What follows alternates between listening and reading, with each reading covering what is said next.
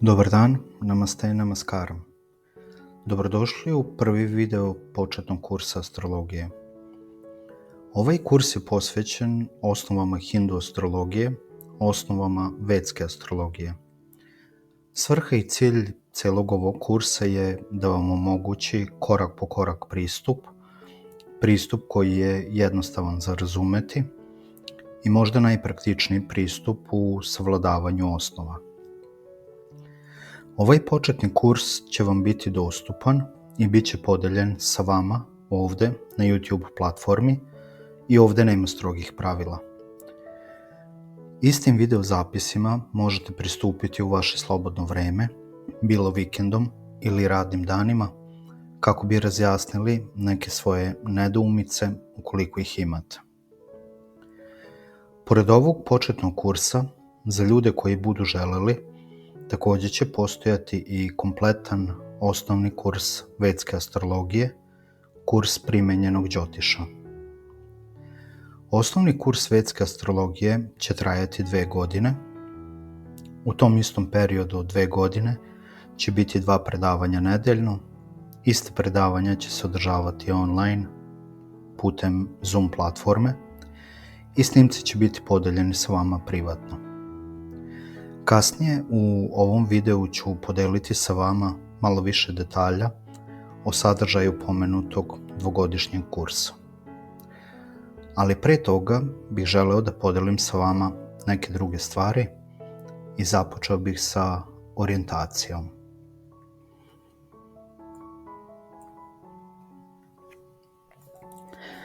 Šta je preduslov za ovaj kurs? Kako je ovo početni kurs astrologije, sasvim je očigledno da ovde nema apsolutno nikakvih preduslova. Ali ako bih uopšte morao dodati neki preduslov, sve što vam je potrebno za ovaj kurs nije ništa drugo sem čiste, detinjaste želje da naučite astrologiju, da saznate nešto o astrologiji i možda budete spremni da je primenite u svakodnevnom životu. Sve dok ovo imate, ja ću biti pored vas, držati vas za ruku, proći sa vama korak po korak i provesti vas kroz celo ovo putovanje. Neki ljudi će reći, ali ja sam gledao toliko videa o astrologiji ili čitao sam toliko knjiga o astrologiji, dok neki ljudi mogu postaviti pitanje da li ovaj kurs za početnike ima ikakvu vrednost za mene ili bilo koga drugog. Moj odgovor na ovo je da, apsolutno da ima. Inače, jedini razlog zašto je ovaj kurs snimljen je upravo i ta svrha.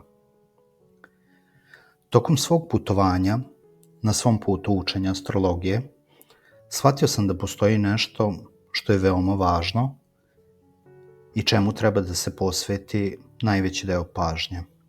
Šta je to? To je suština, to su osnove, to je ono što svi zanemaruju. Stoga, osnove moraju biti jake. Ako su osnove slabe, to je kao da gradite visoki stambeni kompleks sa izuzetno slabim temeljima koji je spreman da se sruši u svakom trenutku. Kako pravilno shvatiti osnove? Kao što je moj guru, moj učitelj rekao, na njegovom samom početku, kada je počeo da uči astrologiju od svojih velikih učitelja, putujući širom zemlje, sakupljujući mnogo dubokih uvida u šastre, i kada je konačno seo da radi predikcije, postojala su određena pravila koja su funkcionisala za neke ljude i postojala su i neka pravila koja baš i nisu funkcionisala za mnoge od njih. To ga je nateralo da se posveti samoj analizi istih pravila, da se posveti analizi svake tehnike pojedinačno, da analizira svako njegovo učenje, jedno po jedno, i tako za svakog klijenta. Na taj način je konačno došao do filtriranog zaključka o tome šta funkcioniše, a šta ne funkcioniše. Tako da, ono što želim da vam predstavim je konačni eliksir od svog učitelja, 16 godina njegovog rigoroznog, umetničkog, ali nagrađujućeg dela. Dakle, osnove će biti prenete svima vama.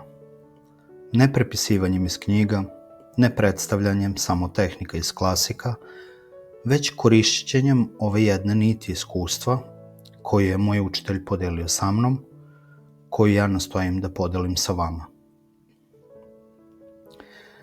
Kako sam spomenuo klasike, jedna od šloka iz klasika Džataka Alankara navodi da je astrologija sastavljena od 100.000 šloka. Stoga imamo pravo da se zapitamo da li je moguće zapamtiti svih ovih 100.000 šloka. Takođe, čak i da uspemo da zapamtimo sve ove šloke, postoji velika mogućnost da većina njih neće zaista raditi, obzirom na kontekst u kojem primenjujemo astrologiju u svakodnevnom životu. Ukoliko se obratite bilo kojem dobrom, kompetentnom, etičkom astrologu, on će vam jasno reći da je skoro oko 60% onoga što je naučio nebitno za trenutni kontekst, da je nebitno za njegovu svakodnevnu praksu. Možda primenjuje samo oko 30 ili 40% onoga što je zapravo naučio. Dakle, ovde nije bitno samo da naučimo stvari, već i da se pobrinemo da ne učimo nebitne stvari.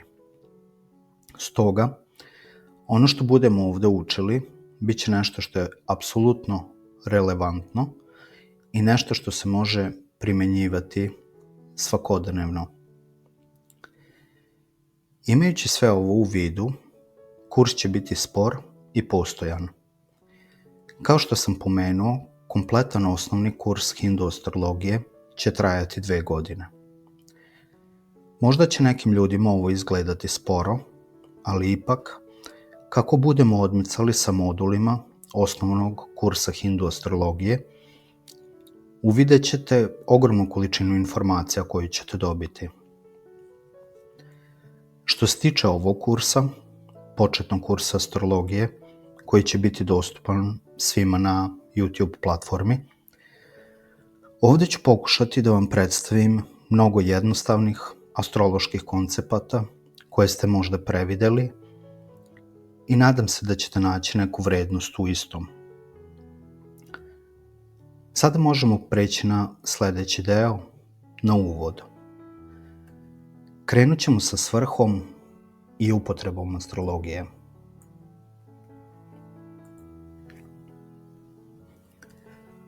Koja je svrha astrologije?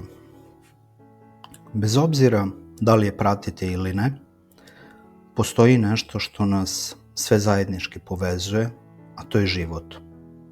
Dok živimo, postoji život. Postoji nešto što zovemo dobar period, ne tako dobar period, loš period, ne tako loš period, a ponekad i veoma dobar period ili veoma loš period.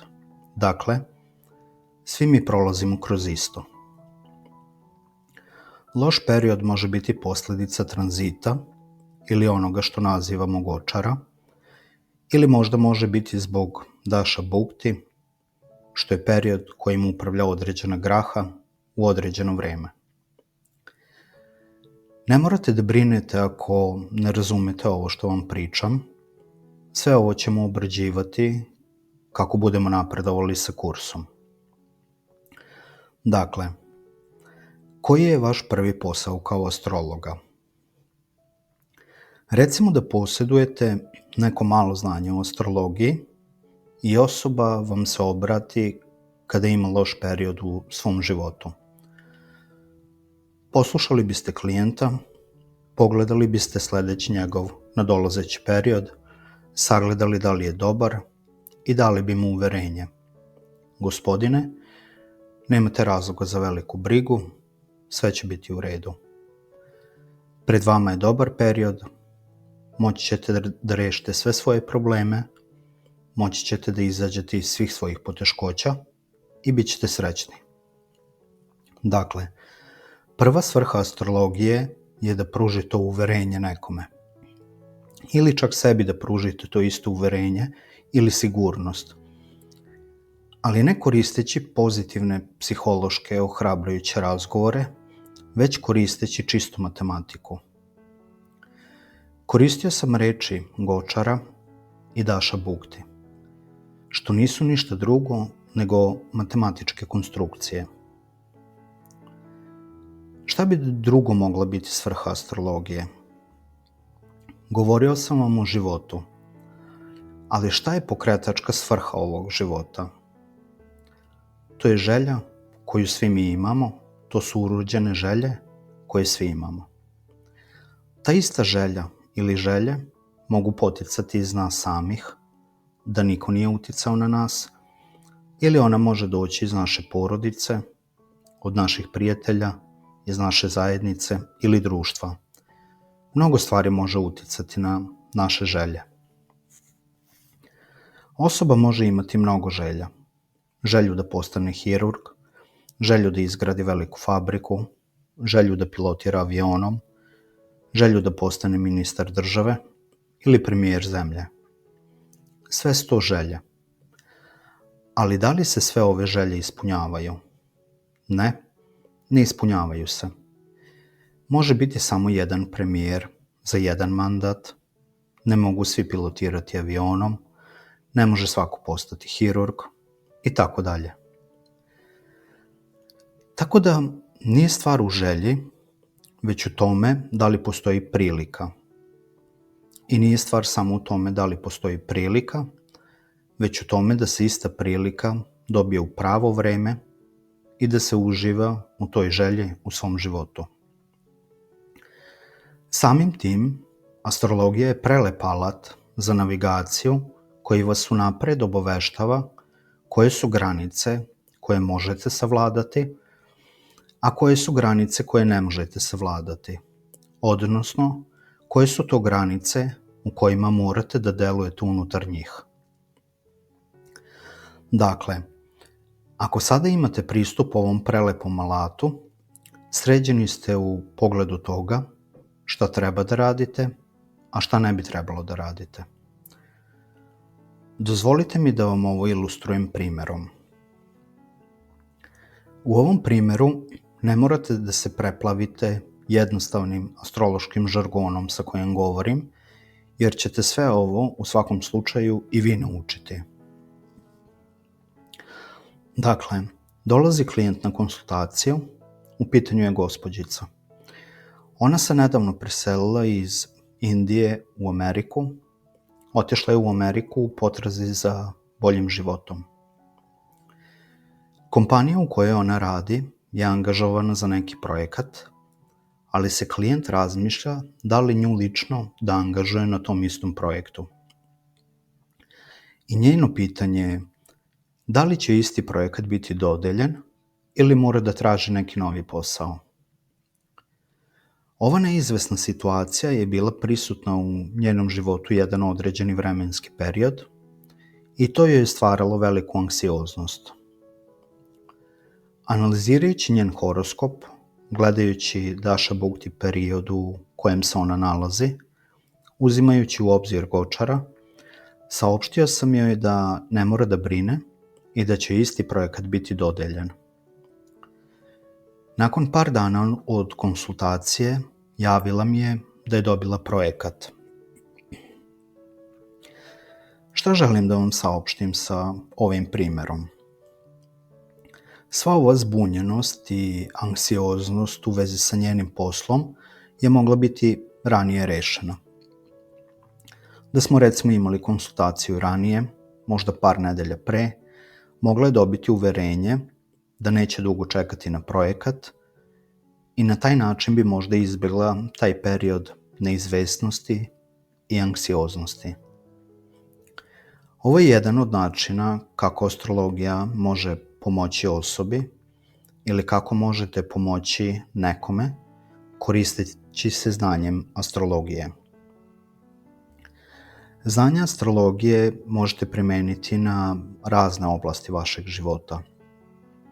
To može biti posao, unapređenje ili promocija na poslu, bolest, porođaj, školovanje, odlazak u inostranstvo, brak i tako dalje.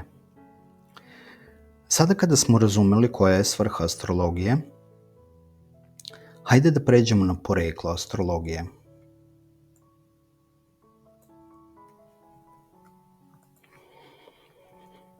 Odakle potiče astrologija? Posebno, odakle potiče hindu astrologija ili ono što se naziva vedska astrologija. Ona koja se smatra okom Veda i definitivno je možda i najsastavniji deo Veda. U Rig Vedi postoji šloka koja daje potpun opis Kalpuruša, odnosno zodijačkog točka. Ali pre nego što se upustimo u Vede, hajde da se malo pozabavimo genezom astrologije na jednom veoma primitivnom nivou u pogledu toga kako je ona nastala. Astrologija je nastala činom neke osobe ili neke grupe ljudi koji su svakodnevno registrovali događaje oko sebe.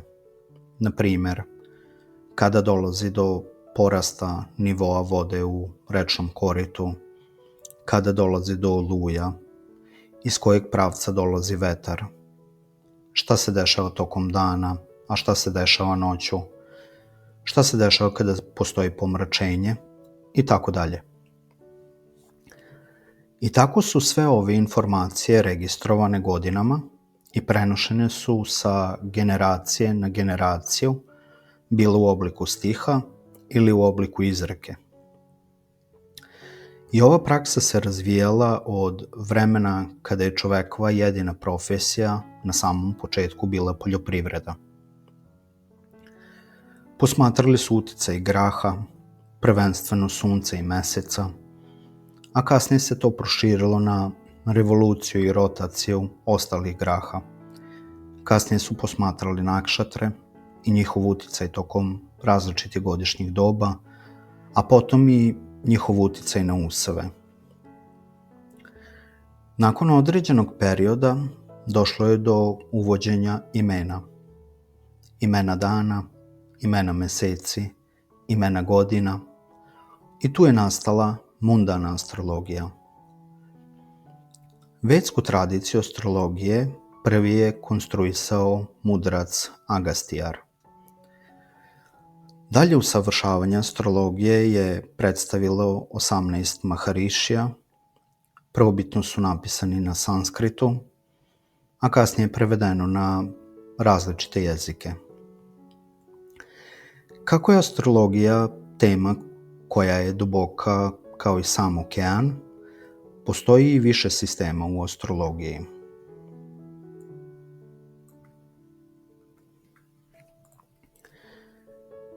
Iako postoje različiti oblici astrologije koji se praktikuju u različitim delovima sveta, tradicionalna hindu astrologija se izdvaja od ostalih. Uvidi koje dobijate u njoj su daleko dublji, sistematični su i zasnovani su na nekim vremenski proverenim principima. Uz to rečeno, postoje i neki veoma zanimljivi i genijalni astrološki sistemi koji s vremena na vreme dobijaju na popularnosti. Sistemi kao što je KP sistem astrologije, Lal Kitab. Inače, Lal Kitab se pretežno praktikuje u severnom delu Indije, Gemini astrologija, Kerala Jyotisha, zapadna astrologija i tako dalje. U sve pomenute sisteme ponekad može biti malo zbunjujuće koji put slediti. Iako nema čvrstih pravila, pretežno većina astrologa prati siguran put konstruisanja Raši čakre, uklapajući sve grahe u Raši čakru, obraćajući pažnju na nakšatre i zatim koristeći Daša Bukti periode i Gočara kako bi došli do svojih predikcija. Ovo se uglavnom naziva tradicionalnom hindu astrologijom. kao što sam ranije pomenuo, ono što će vam biti predstavljeno je zasnovano na korenima tradicionalne astrologije. Kako budemo napredovali, primenit ćemo alate i tehnike, odnosno dodat ćemo alate i tehnike, kako bi dodatno usavršili, razumeli i bili u stanju da dođemo do predikcija. Dakle, učit ćemo filtriranu verziju. Učit ćemo stvari koje su jednostavno neophodne, a ono što je neželjeno i nepotrebno će biti potpuno izostavljeno. Sve što je potrebno da uradite je copy-paste, jer je sve isprobano i testirano. Ali to ne znači da trebate sve što učite slepo i da pratite. Svakako bi trebali sami da razmislite o upotrebi svake tehnike i alata. Potrebno je imati zdravu logiku iza toga. Pitajte, shvatite, a zatim krenite da primenjujete iste. Samo na ovaj način ćete dobiti samopouzdanje i zadovoljstvo dok pravite predikcije. Sada kada smo spomenuli neke od sistema koji postoje, hajde da vidimo šta nam je potrebno za astrologiju. Šta nam je potrebno za učenje astrologije? Za astrologiju ili za proučavanje astrološke karte, prvo nam je potrebna ganita, odnosno matematika. Potrebni su nam proračuni koji su tačni i precizni, jer u suprotnom proučavanje natalne karte i same predikcije mogu biti netačne. Srećom, danas je svaki proračun u astrologiji potpuno kompjuterizovan. Sem što nam štedi vreme, ovo nam daje i veliku prednost. Znači, potrebni su nam tačni proračuni i sve spremno za učenje. Većina ovih softverskih programa je zapravo besplatna. Jedan od njih je Jagannath Hora. Isti softver možete preuzeti na internetu i on će vam dati potpuno besplatan pristup svim mogućim proračunima koji će vam pomoći u vašem učenju.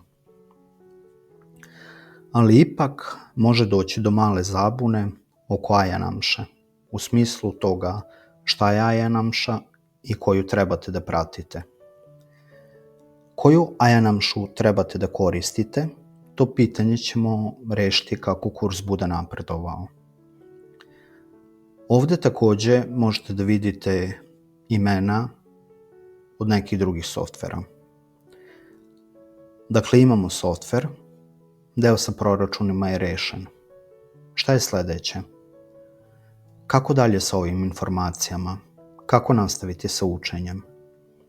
Tu dolazimo do Karakatvas. Jedna od najvažnijih stvari u astrologiji su karakatve, odnosno signifikatori. Šta podrazumevamo pod signifikatorima? Signifikator je svaki objekat, svako mesto, odnosno sve oko nas.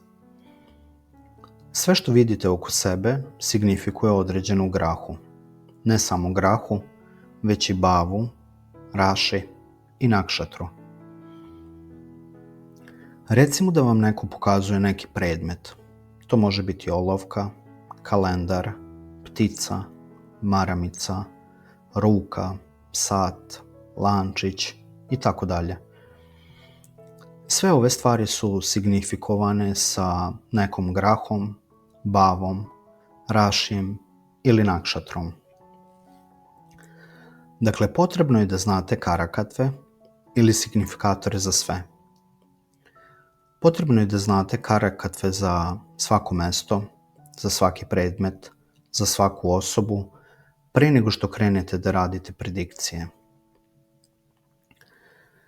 Za sada nema potrebe da ih pamtite, jer će sve ovo doći kasnije. Pokazat ću vam veoma jednostavan, lak i logičan način kako da upamtite karakatve. Karakatve graha, bava, rašija i nakšatri nećemo učiti na pamet ili tehnikom pamćenja, već putem asocijativnog ili logičkog učenja, tako da ih sve možete lako zapamtiti celog života. Sem proračuna, karakatvi, još su nam potrebna pravila i tehnike.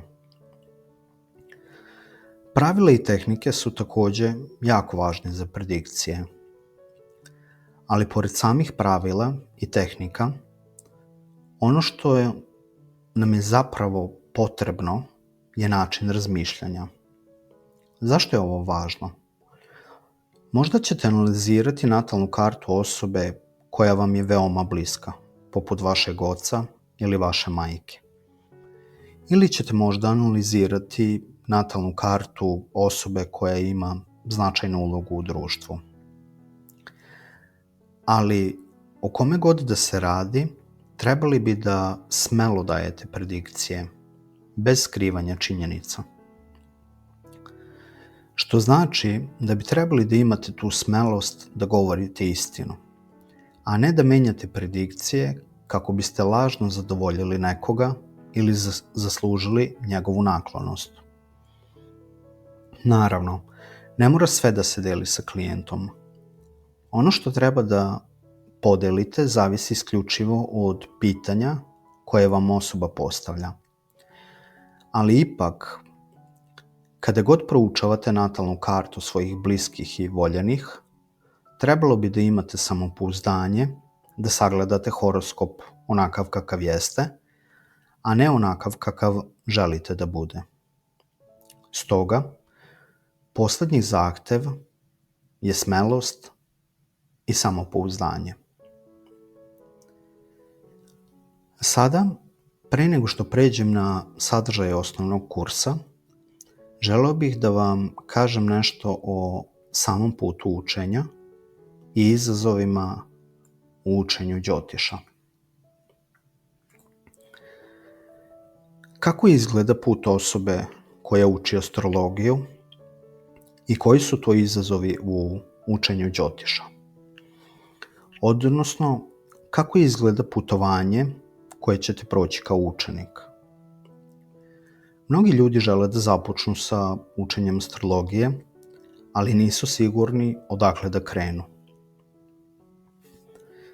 Vaša situacija kao učenika je situacija dečaka koji živi u malom selu i koji želi da ode u veliki grad. Dečak ima želju, ali ne zna kako da ode. On se plaši čak i da krene na ovo putovanje, jer razmišlja o toliko stvari. O stvarima kao što su šta ako se izgubim, šta ako me opljačkaju, šta ako upadnem u neki jarak i tako dalje. Stoga, moj posao je da koristim svetlost koja se zove Đotiša i da vas odvedem do autoputa. To je prvi korak i ovo je ujedno i cilj osnovnog kursa astrologije.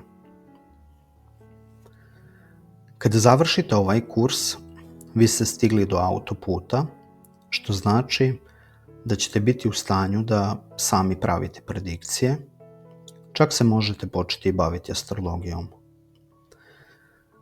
Nakon što bezbedno stignete do autoputa, morate odlučiti šta dalje želite da radite.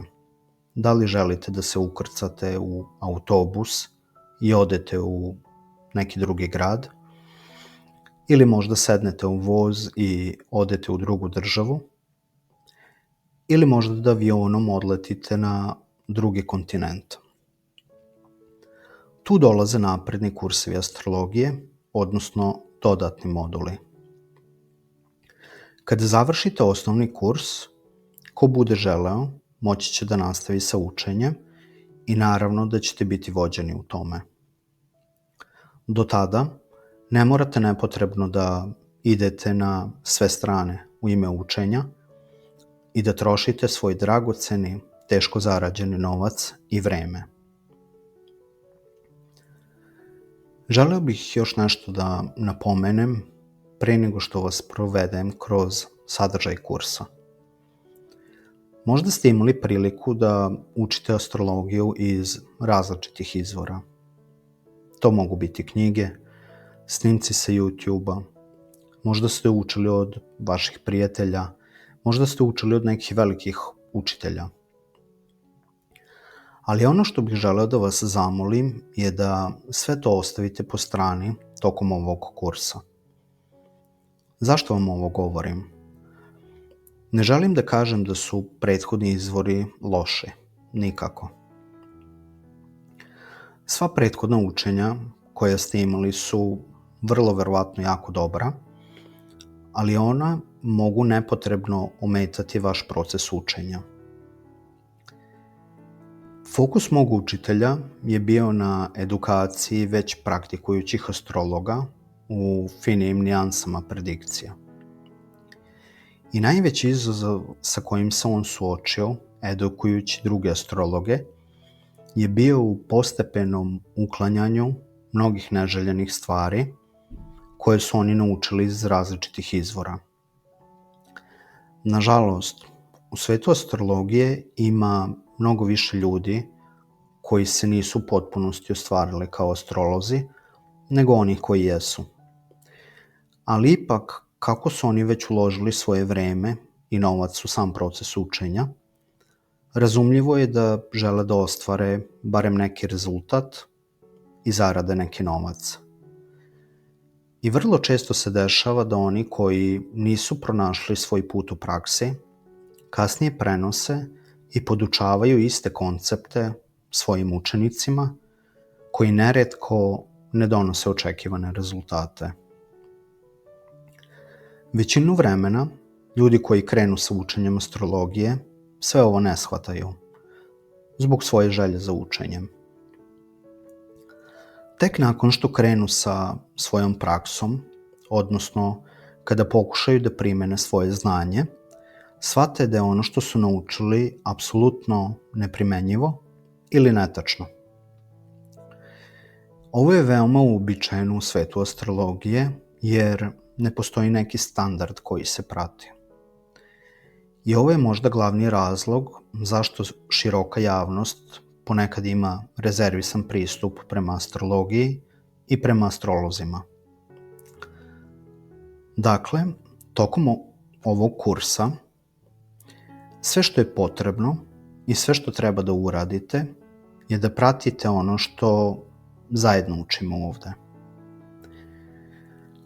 Sada dozvolite da vam dam kratak pregled sadržaja osnovnog kursa astrologije ili onoga što ćemo učiti.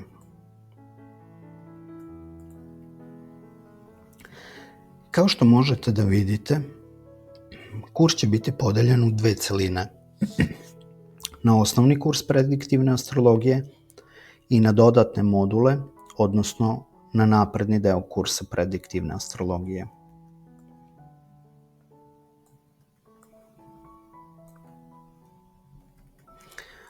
Osnovni kurs će biti sačinjen od 18 modula i svaki modul će biti detaljno obrađen. Svakom modulu pojedinačno će biti posvećeno od 4 do 10 online predavanja. Samo prvih par modula će biti sačinjeno od 4 do 5 online predavanja. Svi ostali će imati više. Pored predikcija koje ćete dobiti u svakom modulu, također ćemo raditi i primere horoskopa. Sve će vam biti objašnjeno korak po korak i uz primere. Sve što je potrebno je da razumete i da primenite logiku koja stoji iza toga. Dakle, cilj kursa nije samo da se on započne i završi nasumično slanjem sadržaja, već da vam se pruži određena jasnoća, samopouzdanje i logika, što je sporije i stabilnije moguće. Krenuli bi sa modulom Graha i Bava Karakatvas. Ovaj modul će biti posvećen signifikatorima Graha i Bava. Sljedeći modul bi bio Raši Karakatwas. Ovaj modul će biti posvećen signifikacijama, odnosno signifikatorima svakog rašija ponaosob. Tu ćete također biti u mogućnosti da vidite kako se rade predikcije na osnovu praznog čarta bez jedne grahe. U narednom modulu Titišunja, Badaka, Mandi, Niča, Asta i Vakra, tu ćemo naučiti šta su sve ove pomenute stvari, šta oni rade i kako se ponašaju, kakav je njihov uticaj i predikcije za sve. Planetarne kombinacije. Kao što stoji u samom nazivu, u ovom modulu ćemo uraditi sve moguće kombinacije graha u horoskopu u vidu predikcija. I ovaj modul je zasnovan na Nadi astrologiji. Gočara Rahu. Ovaj modul će biti posvećen tranzitu Rahu Bhagvana. Između ostalog, nakon ovog modula ćete biti u mogućnosti da znate sa kojim pitanjima će vam doći klijent pre nego što dođe kod vas na konsultaciju. Bave. Kao što vidite, ovdje ima 12 različitih zasebnih modula. Svaka bava, svaka kuća će ponaosob biti obrađena detaljno. Pozicija svake grahe u svakoj bavi, pozicija svakog bava vladara u različitim bavama, kako raditi segregacije horoskopa, kako povezivati grahu sa bava, kako pročitati ceo horoskop koristeći samo jednu bavu ili samo jednu grahu u horoskopu i tako dalje. Biseri Džotiša modul će biti sačinjen od kratkih, jednostavnih tehnika i pravila koja će vam pomoći da date jasan i kratak odgovor svojim klijentima. Kako doći do odgovora uz korišćenje prečica na jednostavan način. Što se tiče dodatnih modula,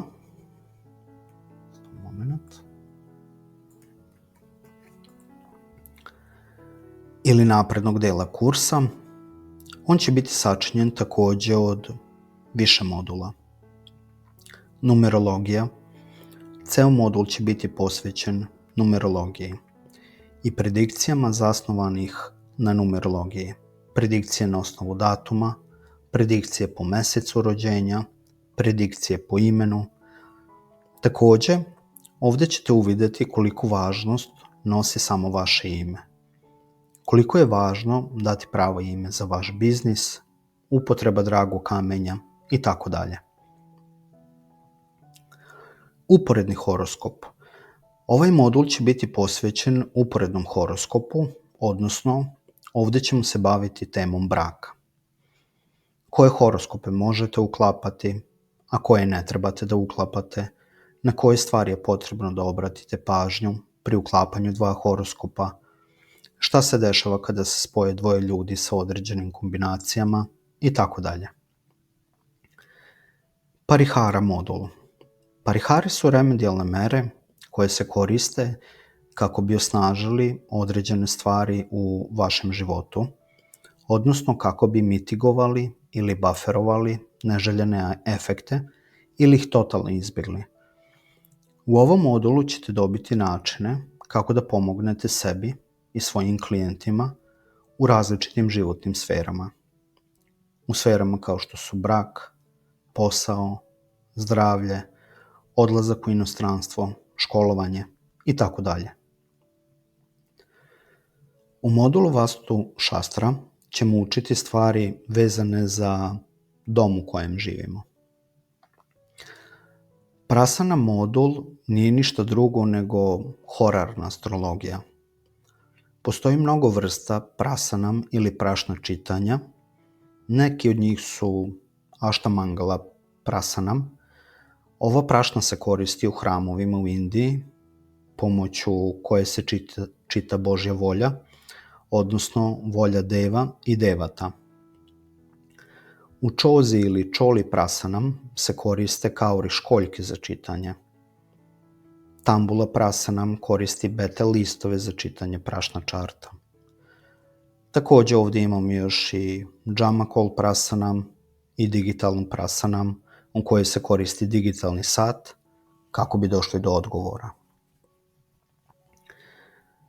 Rahu Ketu osa i srednja tačka. U ovom modulu ćemo učiti kako praviti predikcije uz pomoć Rahu Ketu ose u horoskopu.